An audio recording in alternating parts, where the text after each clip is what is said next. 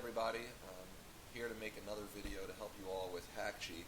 There's been a lot going on in the last week, a lot of good changes to the program. There's tons of questions out there on GBA Temp and on Reddit, and I'm really hoping that this video, I have no idea how long it's going to be, it might be like 15-20 minutes, there's a lot to cover, answers a lot of the questions that are out there. So this is titled a hopefully helpful guide to Hakchi version 2.12e. So what we're going to cover today is, first off, where do you even download Hakchi, and most importantly, the Retroarch-Clover. I know a lot of you are trying to take this beyond NES and play things like Nintendo 64 and Super Nintendo and Sega. So there's two different download links there. We'll share those today. I'm going to cover what's new in both of those programs. Talk about how you can transfer your old build. If you've got a nice icon layout and folder layout that you don't want to lose, you can transfer that over. We'll talk a little bit about how compression is working. You can now have your ROMs zipped into 7-zip files, which saves some space, precious space. There's only about 300 megabytes of space that we can use right now. That's going to get into question number 5, which is what about file and ROM limits? We'll cover that.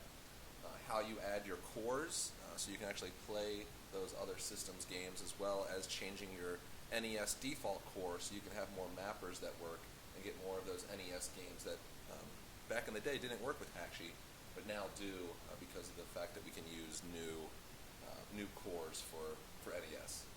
Talk a little bit about custom folder art, custom box art, and then I'll peel back the Hakchi a little bit and show you guys some different tips and tricks and kind of show you what's happening in the different folders, some discoveries that I made with regards to compression and where the folder log is held and things like that. Most importantly, I know I'm not going to cover everything today. One, the video will be too long, and two, there's just too many questions out there.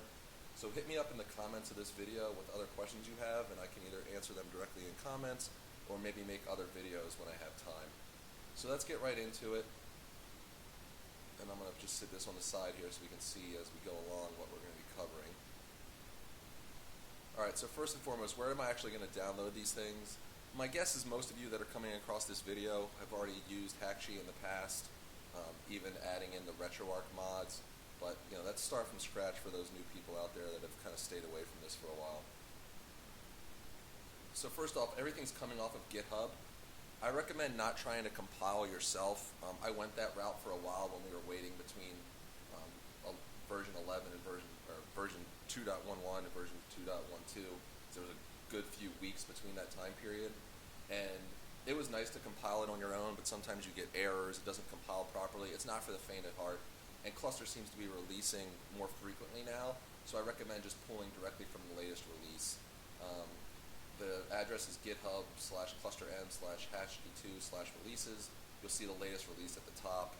Scroll down and don't do the debug one, just download the zip file. I've already done this, but just click the Hakchi2 zip. For the emulation, to be able to use Retroarch, similar URL, it's github.com/clusterm, Retroarch-Clover, releases. Brand new release just came out about an hour ago. We're going to use that today. I had the older release. If you notice, some big discovery here. There was a bug in Super Nintendo 9X 2010 that was creating huge save states and really filling up the data partitions. So we're now switching back to SNES 9X 2005 as the main core because the save states are much smaller. So what you're going to need to do, and I haven't found out another way to do this just yet, is go into your existing save states for Super Nintendo games and delete them so you can reclaim that precious space. Download release.zip, that's where we're going to get that file. All right.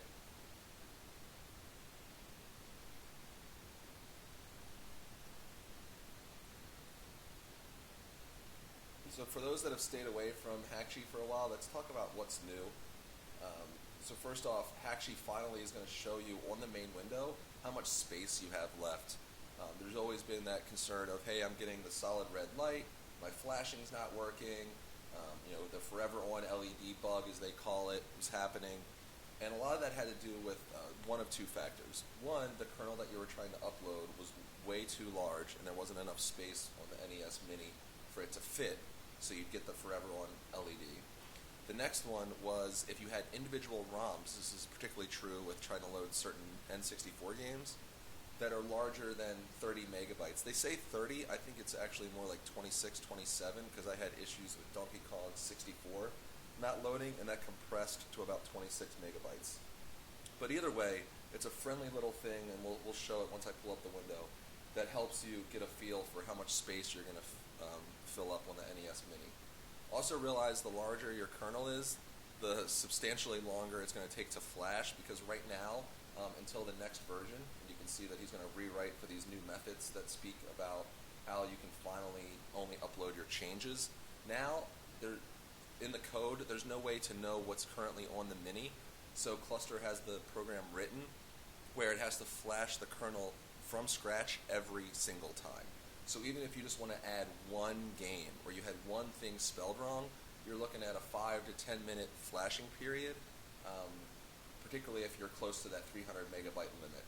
Not ideal, bit of a time suck, and when we get this new version that's going to come out, it's going to be a game changer, because you'll be able to quickly add and remove ROMs, similar to just moving files around in File Explorer on your Windows PC.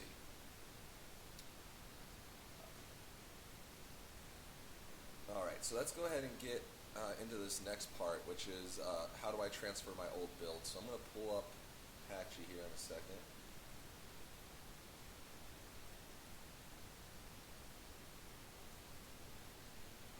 Let's open up the app. So for those that are familiar, it looks pretty much the same, right? There's not much visually different other than this big addition down at the bottom, which is going to finally show you how big your kernel is going to be. I like to leave a little bit of space. I had a kernel that was like 298 megabytes, and it wasn't working. Not to say that I couldn't push the limit, but I think it might have been because of that N64 ROM that was too big.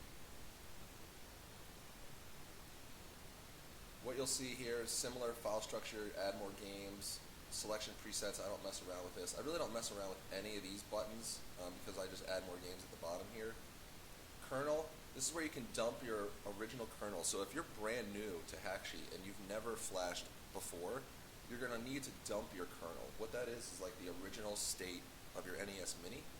And that allows you, should you ever run into problems, which is very, very, very rare, I can't stress that enough, it allows you to go back to the original state as if it was fresh out of the box.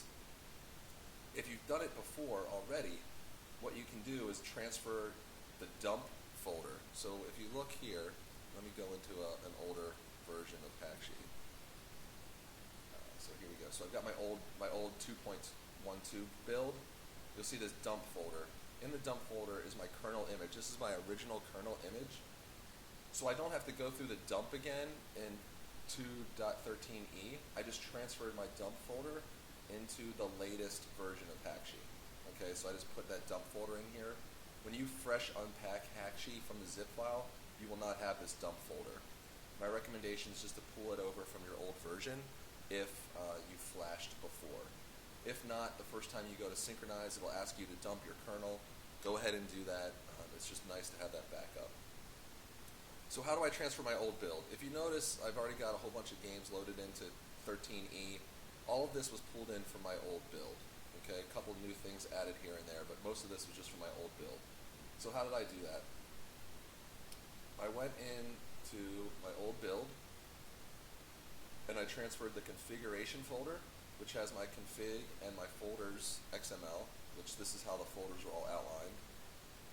And I transferred the entire games directory, which has all the games in it. Okay? So really, if you just transfer the games folder and the config folder into your new 13e Hakchi, when you open up Hakchi, you'll see all your games listed. Okay? So that's nice and easy. And one of the most important settings that I forgot to cover is the brand new compressed games if possible. So here's where I can hopefully clear up some confusion. I thought that when they said it now supports compression, that I needed to go and compress everything myself using 7-zip. I had to go into my ROMs, right? And I even started to do this, and it was a bit of a pain in the ass because all my ROMs are unzipped.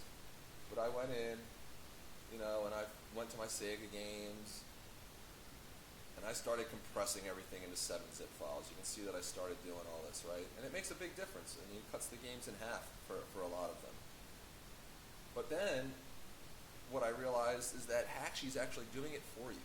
If you have compressed games, if possible, selected, and this is when I'll peel back the curtain later on, and I'll come back to this point, it does the compression. And what that means is it's going to save you time from having to do your own compression, and it'll make sure that it's compressing properly for Hakchi to pull in box art and to have the ROM load properly when you load your custom cores. So I would just let Hakchi handle the compression. And it's compressing big ROMs like your SNES, your Genesis, your N64 ROMs. And I'll prove that out here later when we get through the checklist of things to cover. So that's pretty much how you transfer your old build, okay? So how does compression work? I just kind of covered that a little bit. You're going to make sure that you go to Settings, Compress Games if possible. I know I'm bouncing around a little bit. There's a lot going on, and I don't make these videos that often, but hopefully I cover everything. Make sure this is checked. Compress games if possible. That's how compression works. Hakchi will take your original ROM, and it will compress it when it creates the custom kernel, and I'll show you that in a little bit. While we're in settings, you might as well check some things. So I'm in the United States, so I have the NES console type. For controller hacks, I'm using the Select A/B option for auto-fire. I've seen sometimes there's issues with the RetroArch ROMs if you're doing the use XY, because then your X and A and your Y and B end up being kind of mapped together, if that makes any sense, and you kind of lose the functionality that X and Y would provide in, say, like Super Nintendo games. So this is the one that I use. I use the extended font. This is going to give you more characters.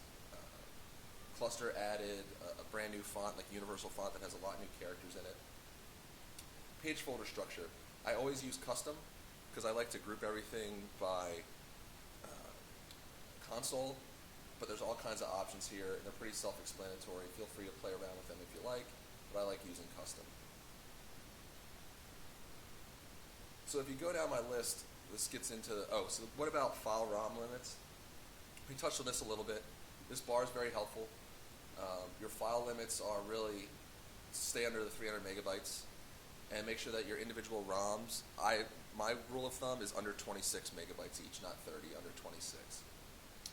This also gets into the question of like save states, and you know, for those that are familiar, there's 4 save states, but if you have too many ROMs per page inside of your GUI, then you start to lose save states. My recommendation is to keep all of your custom folders 30 or less ROMs in order to avoid that issue. So how do I add cores? So I mentioned that they just updated RetroArch, right? So they just switched to cores. So I've got to change mine now. So I downloaded release zip. Let's go ahead and open that up. It's right here. And you'll see all kinds of stuff in here. There's a core template zip. I can do a separate video for that. There's the Clover app. What the Clover app does is puts RetroArch on your console, on your NES Mini, the actual app of RetroArch. There's a way to do BIOSes for things like main. I'm staying away for that right now. There's the core RetroArch HMod, and then there's a folder full of cores, which are individual mods. Okay, and as you can see, SNES 9X 2005 is now the default core in the core pack. So what I do for this is you take everything in this zip file, you go to user mods, okay, in 213E. You can see that I already have them in here, but this is the old version. So I'm going to pull over the new RetroArch and replace, pull over Clover zip, just replace everything. Yeah, I already realized I could have done this faster. Let's just do it like this. Okay. And then I'm going to go into the cores folder and just copy all of them over.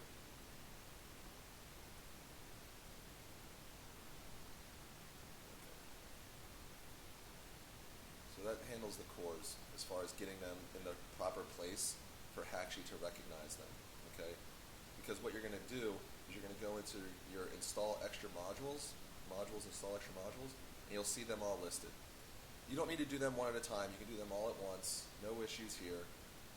I don't do any of the FBA stuff or Gambit because I don't mess around with Game Boy Color, but Gambat is the one you want to use for Game Boy ROMs, and it kind of tells you in here, so it's self-explanatory. Game Boy Color, you want to click this.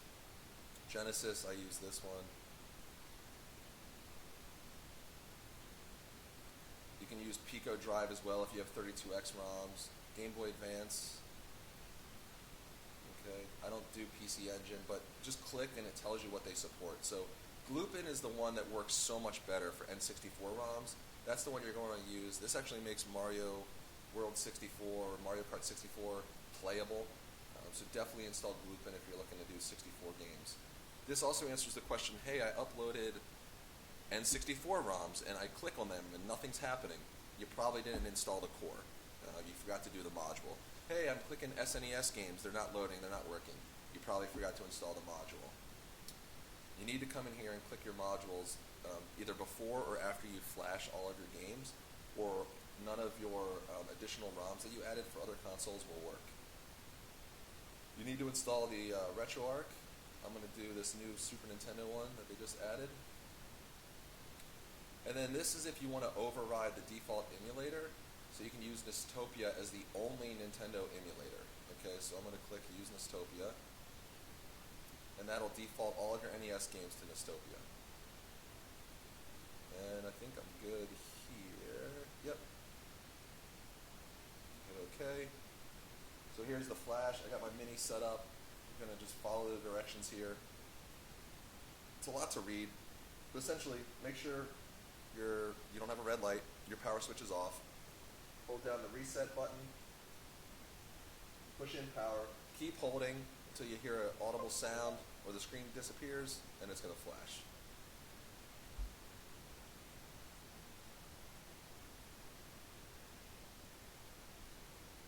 And as you can see, this is installing the mods or the cores. You know, we can just, to make it easier, how do I install mods or cores? We're doing that right now. This part's pretty fast, thankfully, because these files are small.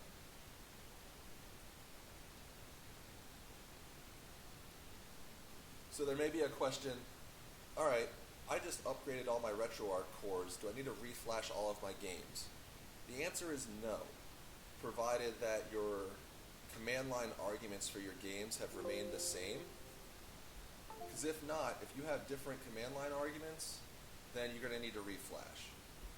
And I'll talk about command line arguments in a second. So some of you may have Genesis ROMs that are bin file extensions, and I'll show you an example. So let's just add, I'm bouncing around a little bit. This is an important part. I forgot to add this one. So let's do add more games.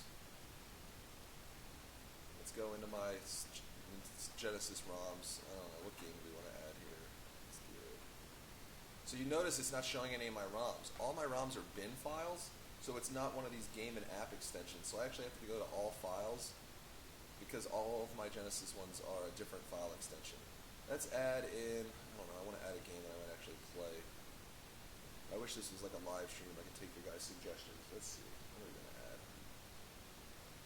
Oh, you know what? Batman Returns, I heard, or one of these Batman. Let's add in Batman Returns. So what you'll see is I've got the PNG files in here. You can download those from Emu World, emuworld.com. Okay, that's where you want to get your stuff. Great artwork there. I'm not going to go into that on this video. I think I did on my previous one. But Emu World gets you these amazing images. But they're no good to you if your ROM files aren't the exact same name as the PNG image. So I'm going to return. Make sure these are the exact same name. Batman Returns. Looks good. And here's how you can check. I'm going to add this ROM. Boom. And it pulled in the picture. Okay. But see what happens here? See this command line argument? It says bin/bin. It pulled in the file extension. But none of the modules that I installed, so let's just go back here so you can see. The Genesis doesn't respond to that. See, it says MD, SMS, GG. Those are the traditional file extensions for Genesis ROMs, but if you've got weird file extensions, it's going to put bin here. If if I just flash this and forgot to change command line argument, people are going to get frustrated. I'm going to get frustrated because Batman Returns won't work. So you've got to take the extra second to change this to MD. Okay, and now Batman Returns will work. Alright, so let's get into custom folder art. I'm going to hit synchronize select games with my mini. Any games that you add, if you've already got an existing folder structure, it's going to say games are moved to the unsorted folder. If you don't do anything about this, you're going to flash and have a folder on your mini called unsorted. Not a good look. You're going to be frustrated, and then you're going to have to flash again. So you want to take everything out of unsorted. So let me show you how that works. Here we can start getting into some tips and tricks as well. You'll see that I've got N64, Super Nintendo, Game Boy, NES, Sega, all by system. I've got custom artwork. I'll show you how that works in a second. And then this unsorted added the new ROM, Batman Returns. Batman Returns is a Sega Genesis game. I'm going to click over here. I'm going to drag it to Sega. It puts it in there. It automatically sorts by alphabetical. And you will see Batman Returns is now in Sega. Okay. I'm going to delete the unsorted folder. I don't know if you have to do this, but just better safe than sorry. So right click, click delete. So, over in this main window, it behaves very much like a regular File Explorer type system. And what I mean by that is you can multiple select ROMs over here. I can cut them, I can delete them, I can drag them to different locations. So for shits and giggles, like say I wanted to add, like I could drag Super Mario games. See, you can't do it over here, right? It doesn't work. You can't multiple select. I'm holding down Shift, doesn't multiple select. But if I go over here to Super Nintendo, say I had games in the wrong place, which I don't, but let's just say Super Nintendo, I got these two games, and they're supposed to be an N64. Instead of having to drag them both, you can multiple select, drag them to N64, now they're in N64. But wait, that's not right. They don't match. So I'm going to drag them back and put them in Super Nintendo. So that should save some people time to multiple move ROMs around and get your sorting right. How do I add folders? Pretty easy. Over here, I'm on home menu. I can right click, create new folder, type in whatever I want.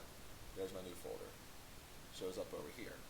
If I want to change artwork for this folder, I click this little menu icon, and then this is pulling in all the PNG imagery I have in a folder called folder images.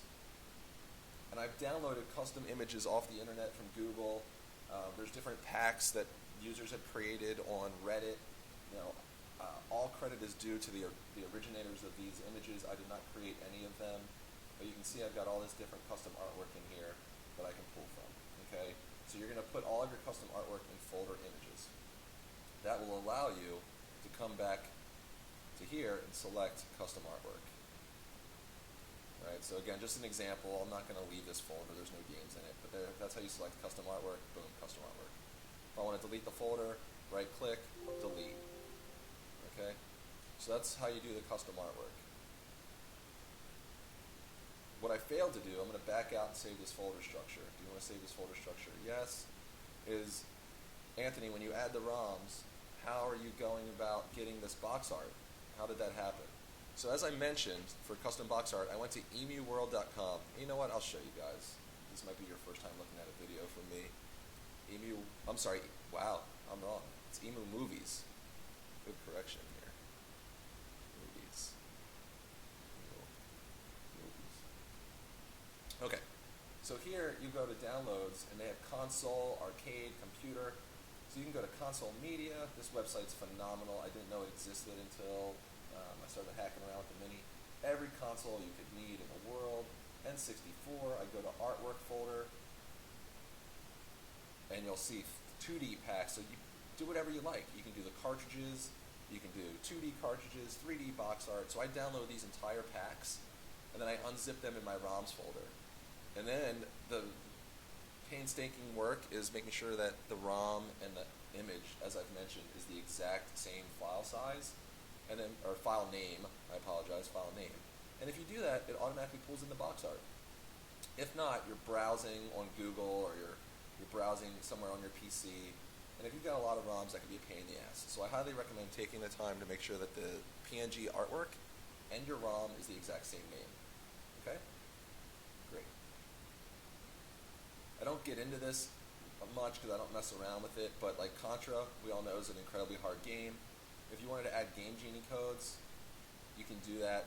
They're usually pulled in, and this allows you to start on different levels. You can have infinite lives, that sort of thing. My only concern with doing it this way is how do you undo it? You know, like if I start with infinite lives, but then I want to try the Konami code or be even ballsier and just use 3 lives, I don't know how to undo the Game Genie code without reflashing. So I don't mess around with Game Genie. But that should help you with the custom box art, the custom folder art. All right. So before we flash, I want to show a couple more tips and tricks. I showed the tip and trick with regard to when you're in the folders, how you can move things around. Oh, another tip and trick. So folder position priority. You can organize your folders. So I went like in reverse order for Nintendo. So like Nintendo, Super Nintendo, Game Boy Advance, NES, and then through Sega, because it's like the misfit at the end. So how do you do that? You pick your folder position priority, and it sorts the folders. Okay, so then they're not in alphabetical order. So just something to think about. You can also do nested folders. I'll show you what that looks like. NES, I've got 100-something ROMs, so they're nested. Okay. I just created individual folders, put my games in there. As you can see, I try to keep everything below 30 or less ROMs per folder. And it tells you down here at the bottom how many elements. And the reason they're called elements is because a folder counts as a space on the GUI. So they're not ROMs or games, it's elements. So let me get out of here. So I showed you the tips and tricks here. How do you change your menu icon? How do you change your box art, right? How do you multiple select and move things around? Those are some of the tips and tricks here. How do you rename folders? Right-click, rename folder. Easiest to do it in this window to rename things. You got buttons up here if you want to split things certain ways. I don't mess with that. I did everything custom, but again, you can play with this and see what happens. All right. So before we flash, yeah, let's save this folder structure. Let's look at what happens in the Hakchi folders, right? So I want to show you what's going on. So we talked about user mods folder. This is where you're pulling in all the RetroArch mods and the HMod templates. So when you go to modules, install extra modules, everything's there. It doesn't remain checked. So you need to remember what you already have on your system. This can be a request that we put for cluster, but it doesn't know what's on your system. So that's why it's like this. In future versions, when Hakchi can read the system and know what's on it, then I think you could have these things checked. For now, they're going to stay unchecked. Okay? I know the video is getting long. For those that have stayed with me, I appreciate it. Config. This is where all the settings are, what you've checked as far as using fonts, compression, that sort of thing. The folders XML is interesting because it shows you your folder structure. And why is that important? So say you wanted to start from scratch, in theory, not copying over your games folder, not copying over your settings, but at the end of the day you wanted to build the same structure, like if you just wanted a fresh install. Don't know why you'd want to do this, but nice to know. It shows you what the game code is and what the name of the ROM is and how they're sorted in your folders, right? This could be helpful for a couple reasons. So this is the next little trick kind of thing or hack that I wanted to show. N64, let's check out a large ROM, right? Like Banjo-Kazooie. So I'm going to go here, we're going to go to the games folder, and I'm going to look for ZROXQ. ZROXQ, right here. And you'll see it's zipped, right? So let's do a list here, details. So it zipped this ROM. Okay, it created this itself. It's 16 megabytes. I'm going to show you how big the game is originally because I did not include it as a zip file. I included the original ROM. ROMs, let's see, N64. Let me pull this folder up here. Banjo-Kazooie.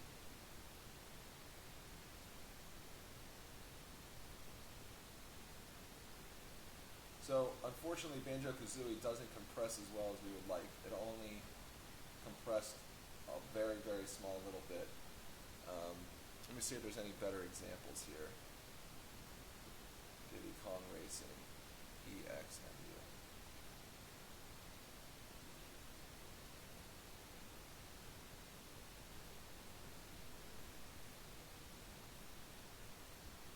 Diddy Kong Racing went down to 9.7.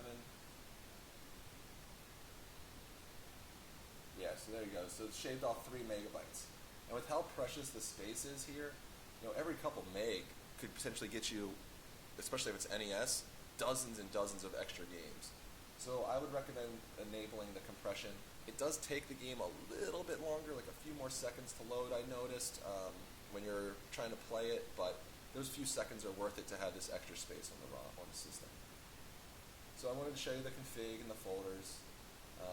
This is again where you put your dump file, original kernel, where you put your folder images, right? And that's pretty much kind of what's happening behind the scenes. Oh, so other tips and tricks. You can actually add games by dragging them from your ROMs folder.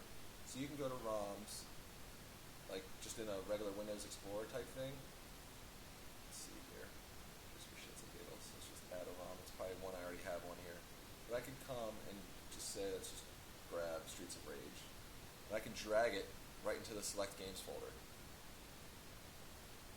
See? And it adds the game. So you could add multiple games at once if you just select it from your File Explorer and drag them over. Just another little way to add games that many people might not know about. Okay? So that's pretty much the tutorial. I'm not going to go through the flashing because it takes forever and you'll just be sitting here watching me flash for 15 minutes. But I hope this video was helpful. Please hit me up in comments. You can hit me up on Reddit. I'll post this on Reddit too to try to help out this community. It's been a fun few weeks. Big shout out to Cluster and everyone else that's involved in making this happen. And it's been a pleasure making this video for you guys. Take care.